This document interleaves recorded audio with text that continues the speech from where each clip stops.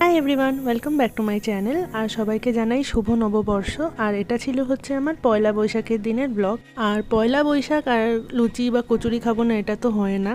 তো মা করেছিল হচ্ছে কচুরি আর তরকারি, তো সেটা খেয়ে নিলাম। ব্রেকফাস্ট করার পর তারপরে আর ভিডিও শ্যুট করা হয়নি। তারপর স্নান করে নতুন জামা কাপড় পরে নিয়েছিলাম। তারপর মা লাঞ্চ দিয়ে দিল। লাঞ্চে ছিল হচ্ছে নিমপাতা ভাজা, করলা ভাজা, এঁচোড় চিংড়ি আর সর্ষে বাটা দিয়ে বোয়াল। পর তো আঙুর খেতে খেতে বাকি কাজটাও করে নিলাম। আর বিকেলবেলা একটুখানি বেরিয়েছিলাম নতুন জামা পরে। আর এটা জুডিও থেকে নেওয়া ছিল।